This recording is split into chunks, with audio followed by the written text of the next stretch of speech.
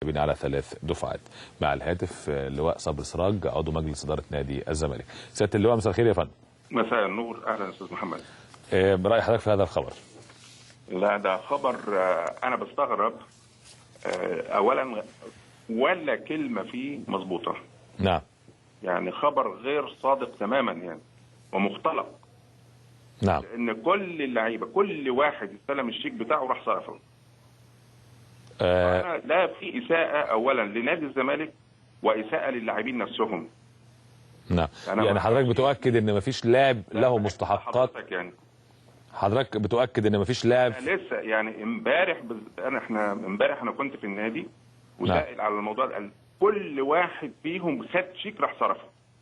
يعني ما حدش راح البنك والشيك ارتد؟ للنادي اساءه بالغه للنادي وللاعبين نفسهم. طب سياده اللواء، يعني من الممكن ان يوم 28 مايو موعد صرف الشيكات كان فيه مشكله وحلتوها امس مثلا؟ لا لا لا لا لا، صرف في يومه.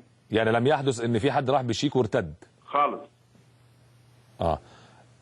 حضرتك بتؤكد ذلك؟ انا باكد نعم. عموما يعني احنا اتصلنا بيك من اجل التاكد من هذا الخبر، لانه هذا الخبر طبعا بطبيعه الحال يؤثر تماما على سمعه نادي الزمالك.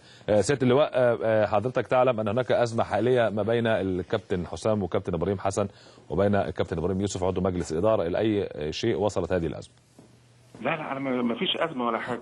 انا قريت برضو امبارح الصبح كده في الجرايد. نعم. الكلام ده ما حصلش خالص. يعني احنا كان عندنا اجتماع اللجنه الرياضيه. نعم. وكنا قاعدين ما كانش فيها لا حسام ولا ابراهيم وما كانش فيها حد من جهاز الكره خالص. ده احنا كنا قاعدين مع جهاز السله. نعم.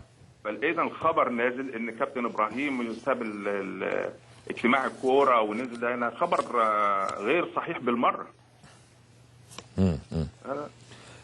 أنا عندي خبر بيقول إن مجلس إدارة نادي الزمالك يسعى على مصالحة إبراهيم حسن مع التوأم، وحسام حسن يرفض يعقد المكتب التنفيذي لنادي الزمالك. أنت في اجتماع مكتب تنفيذي النهارده يا سيادة اللواء؟ أيوه. حضرتك عضو مكتب تنفيذي؟ لا أنا مش عضو مكتب تنفيذي، لكن من حق الحضور وأنا هحضره يعني. هتحضره، تمام. أيوه. النهارده في الاجتماع الخبر بيقول ان هيستدعي خلاله ابراهيم يوسف لاتمام المصالحه بينه وبين التوأم حسام وابراهيم حسن، خاصه بعد تراجع الكابتن ابراهيم يوسف عن تصريحاته عقب الاجتماع الاخير وتاكيده على عدم وجود خلافات مع الجهاز الفني. وقال ابراهيم يوسف ان المجلس سيشكل لجنه جديده للكره في اجتماعه المقبل. وبالرغم من تصريحات ابراهيم يوسف الا ان هناك انباء تتردد داخل نادي الزمالك ان المدير الفني حسام حسن يرفض حضور جلسه اليوم اعتراضا على موقف ابراهيم يوسف. لا مفيش الكلام ده خالص. غير سليم وغير يعني مش محطوط حتى على جدول. طب هنحاول نجيب كابتن حسام كابتن ابراهيم حسن يعني هات حضرتك عشان برضو على التليفون او كابتن ابراهيم يوسف. بالظبط.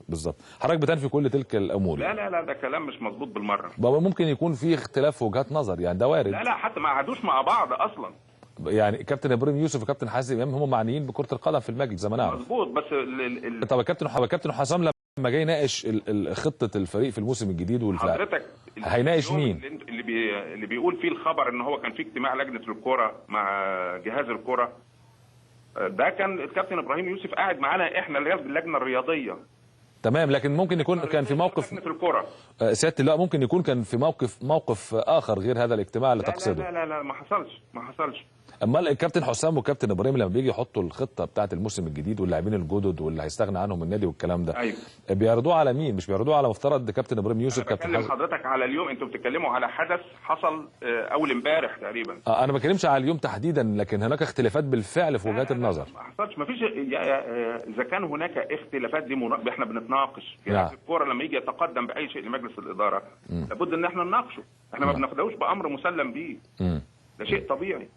تمام. ممكن نستجيب له شايفينه او ممكن ما نرفضه. طب سياده اللواء، هل بالفعل سيتم تغيير اعضاء لجنه الكره بنادي الزمالك؟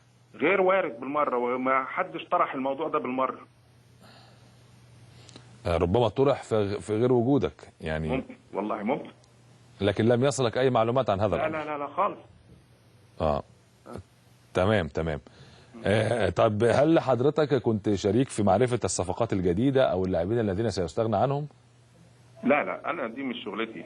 أنا كعضو مجلس إدارة أنا لا أتدخل مين اللي هيبيعوه أو مين اللي هيشتروه. في جهاز كرة بيقدم للجنة الكرة يتناقشوا ويتبحثوا، وبعدين في النهاية خلاص بيتقدم لمجلس الإدارة. إذا كان مجلس الإدارة له تعليق على أي لاعب من الموجودين، فاحنا بنجيب الجهاز الكرة ولجنة الكرة ونناقشهم فيه. لا انتوا تتركوا الامور كلها للجهاز الفني. عرضت على مجلس الإدارة. انتوا تتركوا الامور كلها للجهاز الفني. الجهاز الفني ولجنة الكرة. اذا سياده اللواء صبري سراج، شكرا جزيلا لك على هذه التوضيحات. مع الهاتف ايضا كابتن ابراهيم حسن مدير الكرة بنادي الزمالك. كابتن ابراهيم